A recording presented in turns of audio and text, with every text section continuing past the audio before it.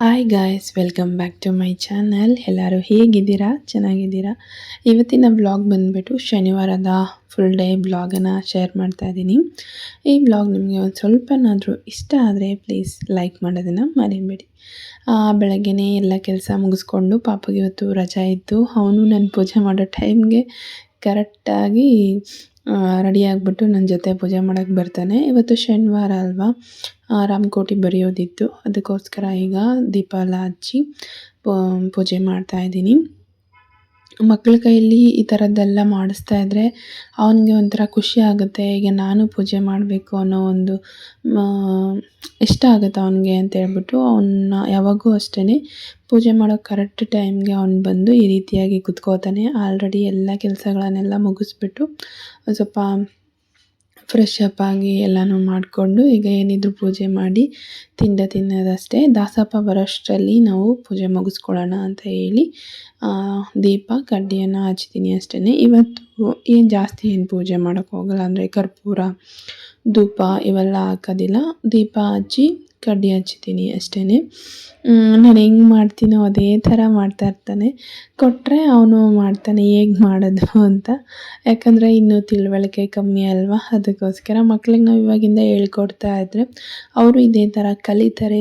ದೇವ್ರ ಮೇಲೆ ಅನ್ನೋದು ಒಂದು ಭಕ್ತಿ ಮತ್ತು ಒಂದು ಭಯ, ವಿನಯ ಅನ್ನೋದು ಬರ್ತಾ ಇರುತ್ತೆ ಅಂತ ಹೇಳಿ ಈ ರೀತಿಯಾಗಿ ಮಾಡಿಸ್ತಾ ಇರ್ತೀನಿ. ಆವಾಗ ಅವ್ನಿಗದು ಖುಷಿ ಆಗುತ್ತೆ. ನಾವು ಬಲವಂತದಿಂದ ಏನು ಮಾಡೋದಕ್ಕೂ ಆಗೋದಿಲ್ಲ. ಅವ್ರು ಇಷ್ಟಪಟ್ಟರೆ ಮಾತ್ರ ನಾವು ಇದೆಲ್ಲ ಮಾಡೋದಕ್ಕೆ ಸಾಧ್ಯ. ಹಾಗೆ ಎಂಡ್ವರೆಗೂ ನೋಡಿ. ನನಗೆ ಇವತ್ತು ಯಾವ ಥರ ಗೋಲ್ಡ್ ತೊಗೊಂಡೆ ಕಿವಿ ಒಲೆಗೆ ಅಂತ ತೋರಿಸ್ತೀನಿ. ತುಂಬಾ ಚೆನ್ನಾಗಿದೆ. ಗೋಲ್ಡ್ ಅಂಗಡಿಯಲ್ಲಿ ಏನೇನೆಲ್ಲ ನೋಡಿದ್ವಿ ಕಲೆಕ್ಷನ್ ಅಂತ ಹೇಳಿಬಿಟ್ಟು. ನೆಕ್ಸ್ಟ್ ಈಗ ಒಂದು ಶನಿವಾರ ಮಾತ್ರ ನಾನು ರಾಮಕೋಟಿಯನ್ನು ಬರಿತೀನಿ. ಯಾಕಂದರೆ ಯಾವತ್ತೂ ಬರೆಯೋದಿಲ್ಲ. ವಾರದಲ್ಲಿ ಶನಿವಾರ ಮಾತ್ರ ಬರಿತೀನಿ. ನಾನು ಇದು ಲಾಸ್ಟ್ ಒಂದು ವರ್ಷದಿಂದ, ಅಂದರೆ ಲಾಸ್ಟು ಯಾವಾಗಂತಂದರೆ ಇದ್ರದ್ದು ಸ್ಥಾಪನೆ ಆಯ್ತಲ್ವ,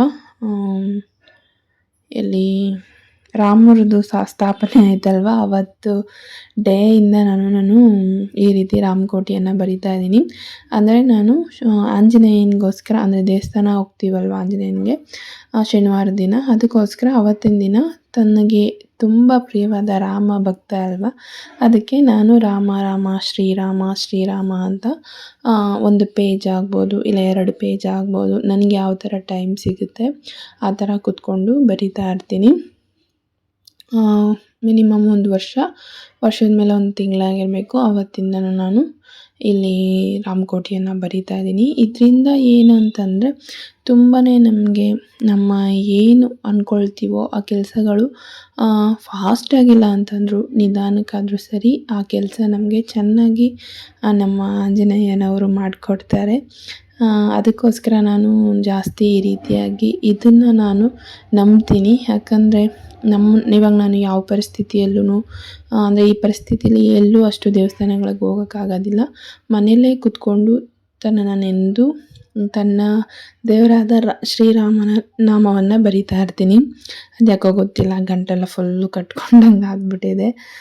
ಅದೇನನ್ನೋದು ಗೊತ್ತಿಲ್ಲ.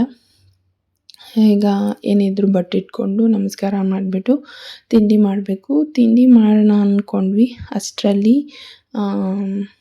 ದಾಸಪ್ಪ ಅಂತ ಬರ್ತಾರೆ. ಅವರು ಪ್ರತಿ ಶನಿವಾರ ಬಂದು ನಮ್ಮ ಮನೆಯಲ್ಲಿ ಈ ರೀತಿ ಒಂದು ಶಾಸ್ತ್ರವನ್ನು ಮಾಡಿಬಿಟ್ಟು ಹೋಗ್ತಾರೆ. ಮನೆಯಲ್ಲಿ ಈ ರೀತಿ ಕೂಗೋದ್ರಿಂದ ತುಂಬ ಚೆನ್ನಾಗಿರುತ್ತೆ.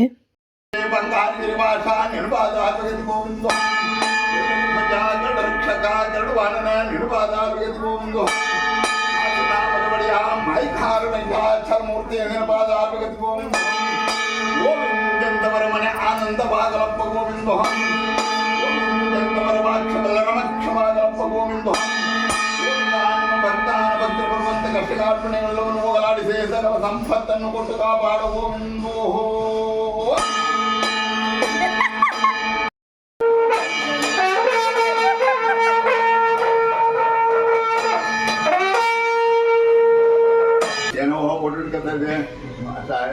ನಾನು ವಿಡಿಯೋ ಮಾಡೋದು ಪಾಪ ಅವ್ರಿಗೆ ಗೊತ್ತಾಗ್ಬಿಡ್ತದೆ.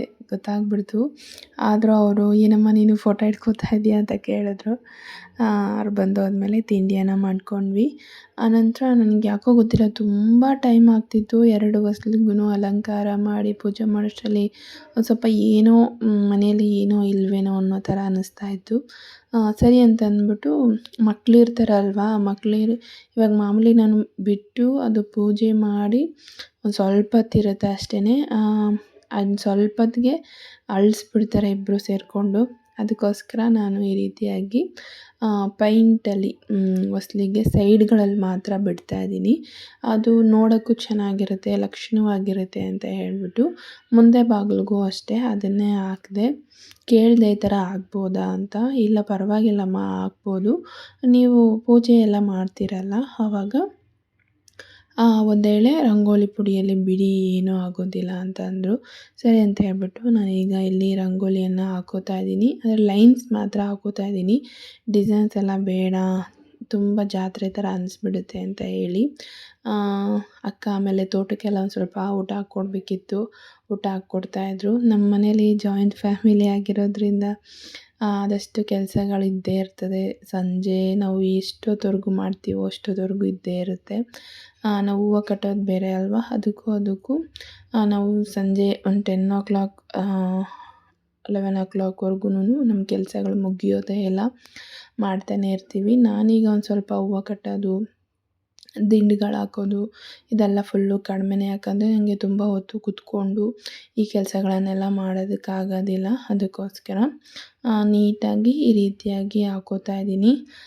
ನನಗೆ ಒಂದು ಸ್ವಲ್ಪ, ಯಾಕಂದರೆ ನಾನು ಜಾಸ್ತಿ ಪೂಜೆಗಳೆಲ್ಲ ಮಾಡ್ತಾಯಿರ್ತೀನಿ ಅಂತ ಹೇಳ್ಬಿಟ್ಟು ಎದ್ದು ಕೂತ್ಕೊಂಡು ಈ ರೀತಿಯಾಗಿ ಮಾಡೋಕ್ಕಾಗಲ್ಲ ಅಂತ ಹೇಳ್ಬಿಟ್ಟು ಈ ರೀತಿಯಾಗಿ ಮಾಡ್ಕೊಂಡಿದ್ದೀನಿ. ಅಂದರೆ ನಡಿ ಮಧ್ಯೆ ಮಾತ್ರ ಬಿಟ್ಬಿಟ್ಟಿದ್ದೀನಿ. ಅಲ್ಲಿ ಅರಿಶಿನ ಕುಂಕುಮ ಇಡೋದಕ್ಕೆಲ್ಲ ಬೇಕಲ್ಲ ಅಂತೇಳ್ಬಿಟ್ಟು ಈ ರೀತಿಯಾಗಿ ಬಿಟ್ಕೊಂಡು ತಾವರೆ ಒದ್ದು ಹಾಕ್ಕೋತಾ ಇದ್ದೀನಿ. ನೋಡೋಕ್ಕೆ ಚೆನ್ನಾಗಿ ಕಾಣಿಸುತ್ತೆ ಅಂತೇಳ್ಬಿಟ್ಟು ಏನೂ ಆಗಲ್ಲ ಹಾಕ್ಬೋದು ಅಂತಂದರು. ಸರಿ ಅಂತೇಳ್ಬಿಟ್ಟು ಹಾಕ್ಕೋತಾ ಇದ್ದೀನಿ. ಮುಂಚೆ ಎಲ್ಲ ಹಾಕಿದ್ವಿ. ಹೋದ ಸರಿ ಅಂದರೆ ನಮ್ಮ ಅತ್ತೆ ತೀರೋದಾಗ ನಾವು ಪೈಂಟ್ ಮಾಡಿಸಿದ್ದು. ಆ ಟೈಮಲ್ಲಿ ಒಂಥರ ಬೇಜಾರಲ್ಲಿದ್ವಲ್ವ, ಯಾವುದೇ ಥರದ್ದು ಏನೂ ಹಾಕ್ಸಿರ್ಲಿಲ್ಲ. ಸರಿ ಅಂತ ಹೇಳ್ಬಿಟ್ಟು 2 ಬಾಗಿಲಿಗೂ ಈ ರೀತಿಯಾಗಿ ಬಿಟ್ಟಿದ್ದೆ. ಎಂಟ್ರೆನ್ಸ್ಗೆ ಕೆಳಗಡೆ ಬಿಡಲಿಲ್ಲ, ಸ್ವಲ್ಪ ಪೈಂಟೆಲ್ಲ ಹಾಕಬೇಕಿತ್ತು ಅಂತೇಳ್ಬಿಟ್ಟು ಹೊಸ್ಲಿಗೆ ಮಾತ್ರ ಹಾಕಿ ಅದ್ರ ಕೆಳಗೆ ರಂಗೋಲಿ ಬಿಟ್ಕೊಳ್ಳೋಣ ಅಂತ ಹೇಳಿ ಈ ರೀತಿಯಾಗಿ ಹಾಕ್ಕೊಂಡಿದ್ದೀನಿ. ದೇವ್ರ ಮನೆ ಬಾಗಿಲಿಗೆ ಬಂದುಬಿಟ್ಟು ಈ ಥರ ಹಾಕ್ಕೊಂಡಿದ್ದೀನಿ. ಸಾಕು, ಇಷ್ಟು ಚೆನ್ನಾಗಿ ಕಾಣಿಸುತ್ತೆ, ಮಕ್ಕಳಿಗೆ ಅಳ್ಸೋಕ್ಕೂ ಆಗೋಲ್ಲ, ಏನೂ ಆಗೋಲ್ಲ ಅಂತ. ಅದ್ರ ಬಿಟ್ಟ ಮೇಲೆ ಅಂತೂ ಇಬ್ಬರು ಹೋಗಿ ಹೊಸ್ಲನ್ನೇ ಮುಟ್ತಾಯಿದ್ರು. ಬೇಕು ಅಂತಲೇ ಹೋಗಿ ಮುಟ್ಟೋದು. ಆನಂತರ ಈ ಕೆಲಸ ಎಲ್ಲ ಮುಗಿಸ್ಕೊಂಡು ಸ್ವಲ್ಪ ಹೊತ್ತು ರೆಸ್ಟ್ ಮಾಡಿಬಿಟ್ಟು ಗೋಲ್ಡ್ ಪರ್ಚೇಸಿಂಗ್ ಅಂತ ಹೇಳಿದ್ನಲ್ವ, ಅದಕ್ಕೆ ಮತ್ತೆ ಹೋದ್ವಿ. ಹೋಗಿ ಚಿನ್ನದ ರೇಟ್ ಕೇಳಿದ್ವಿ. ಅವರು ಎಷ್ಟು 7,500 ರೂಪಾಯಿ ಇದೆ ಅಂತ ಹೇಳಿದ್ರು. ನಮಗೆ ಶಾಕಿಂಗ್ ನ್ಯೂಸ್ ಥರ ಆಗೋಯಿತು. ನನಗಲ್ಲ, ಅಕ್ಕನಿಗೆ. ಅವರು ಡೈಲಿ ಯೂಸ್ಗೆ ಇಯರಿಂಗ್ಸ್ ಬೇಕು ಅಂತ ಕೇಳ್ತಾನೆ ಇದ್ದರು. ತುಂಬ ದಿನದಿಂದ ಹಾಕ್ಕೋಬೇಕು ಬೇರೆ ಡಿಸೈನು ಅಂತ ಹೇಳಿ. ಫೈನಲಿ ಈ ಥರದ್ದು ನ್ಯೂ ಟ್ರೆಂಡ್ ಅಂತ ಹೇಳಿ ಈ ಥರದ್ದು ಡಿಸೈನ್ ತೋರಿಸಿದ್ರು. ಇದು 4 ಗ್ರಾಮ್ಸ್ 200 ಮಿಲ್ಲೀಸ್ ಇತ್ತು. ಇದರಲ್ಲಿ ಸ್ಟೋನ್ಗಳು ಅಂದರೆ ಕಲರ್ ಮಧ್ಯದಲ್ಲಿ ಏನು ಮುತ್ತಿರುತ್ತೆ ಅದು ಚೇಂಜ್ ಥರ ಇತ್ತು. ಸರಿ ಅಂತೇಳಿ ಅದನ್ನು ನೋಡಿದ್ವಿ. ಚಿಕ್ಕದಾಗಿ ಚೆನ್ನಾಗಿ ಕಾಣಿಸ್ತಾ ಇತ್ತು. ಆದರೆ ಅದು ವೆಯ್ಟ್ ನೋಡಿದ್ರೆ 4 ಗ್ರಾಮ್ಸ್ ಇತ್ತು. ಸರಿ ಅಂತೇಳ್ಬಿಟ್ಟು ಎಷ್ಟು ಟೋಟಲ್ ಬಂದುಬಿಟ್ಟು ನಮಗೆ 43 ಏನೋ ಆಯಿತು ಇಷ್ಟಕ್ಕೆ. ಅಂದರೆ ಹಳೇದೆಲ್ಲ ಒಂದು ಸ್ವಲ್ಪ ಡೈಲಿ ಯೂಸ್ದಿತ್ತು, ಅದನ್ನು ಹಾಕಿ ಮತ್ತೆ ತೊಗೊಂಡ್ವಿ. ಮತ್ತು ಬೇರೆ ಡಿಸೈನ್ಸ್ ಎಲ್ಲ ನೋಡಿದ್ವಿ. ನಾನು ಈ ಡಿಸೈನ್ ತಗೋ ಅಂತ ಹೇಳಿದೆ. ಇದು ತುಂಬ ಅಗಲ ಇದೆ, ನನಗೆ ಬೇಡ ಅಂತ ಹೇಳಿದ್ರು. ನನಗೆ ಇದು ತುಂಬ ಇಷ್ಟ ಆಯಿತು, ಬ್ಲ್ಯಾಕ್ ಸ್ಟೋನ್ಸ್ದು. ಇದರಲ್ಲಿ ಕಲರ್ಸ್ ಇತ್ತು. ಲಾಸ್ಟ್ ಫೈನಲ್ಗೆ ಇದನ್ನೇ ನಮ್ಮ ಅಕ್ಕನಿಗೆ ತುಂಬ ಇಷ್ಟ ಆಗಿಬಿಟ್ಟಿತ್ತು. ಸರಿ ಅಂತೇಳ್ಬಿಟ್ಟು ಅವರು ನಮಗೆ ಅಂಗಡಿಯವರು ಪರಿಚಯ, ಅದಕ್ಕೆ ಅವರು ಈ ಥರದ್ದು ದೇವಸ್ಥಾನಕ್ಕೆ ಮಾಡಿಸಿದ್ದಾರೆ, ಅಂದರೆ ಮಹಾತ್ಮನಿಗೆ ಮಾಡಿಸಿದ್ದಾರೆ. ಎಷ್ಟು 1.5 kg ಅಂತ ಹೇಳಿದ್ರು, ಅದು ಫುಲ್ಲು 2 ಕಾಗೇನು. ಆನಂತರ ನಾನು ಈ ಥರದ್ದು ಮುತ್ತಿನ ಸರ ಒಂದು ನೋಡಿದೆ, ಆದರೆ ಇದು ಬೆಳ್ಳಿಯಲ್ಲಿರುತ್ತಲ್ವ ಆ ಥರದ್ದು. ನನಗೆ ಮಣಿಗಳು ತುಂಬ ಇಷ್ಟ ಆಯಿತು, ಮುತ್ತುದು ಮಣಿಗಳು. ಸರಿ ಅಂತ ಹೇಳ್ಬಿಟ್ಟು ನೋಡಿಬಿಟ್ಟು ಇಟ್ಬಿಟ್ಟು ಬಂದ್ವಿ. ನೆಕ್ಸ್ಟ್ ಟೈಮ್ ಹೋದಾಗ ತೊಗೊಂಡು ಬರೋಣ ಅಂತ ಹೇಳ್ಬಿಟ್ಟು, ಸರಿ ಅಂತೇಳಿ ಚೆನ್ನಾಗಿತ್ತು, ಹೇಗೆ ಕಾಣಿಸುತ್ತೆ ಅಂತ ಹೇಳಿ ಇದನ್ನು ನಾನು ಹಾಕ್ಕೊಂಡೆ. ಕೊನೆಗೂ ಫೈನಲ್ ಆಗಿ ಈ ಥರದ್ದು ಓಲೆನ ಸೆಲೆಕ್ಟ್ ಮಾಡ್ಕೊಂಡ್ವಿ. ಇದು ಬಂದುಬಿಟ್ಟು 43,000 ಏನೋ ಆಯಿತು. ಈ ಪುಟ್ಟ ಬ್ಲಾಗ್ ನಿಮ್ಮೆಲ್ಲರಿಗೂ ಇಷ್ಟ ಆಗಿದೆ ಅಂದ್ಕೊಂಡಿದ್ದೀನಿ. ಇಷ್ಟ ಆದರೆ ಪ್ಲೀಸ್ ಲೈಕ್ ಮಾಡಿ, ಹಾಗೆ ನಿಮ್ಮ ಫ್ರೆಂಡ್ಸ್ ಆ್ಯಂಡ್ ಫ್ಯಾಮಿಲಿಗೂ ಶೇರ್ ಮಾಡಿ.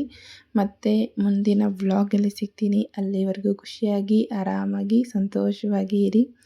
ಮತ್ತೆ ಸಿಗೋಣ ಮುಂದಿನ ವ್ಲಾಗಲ್ಲಿ. Take care. ಬಾಯ್.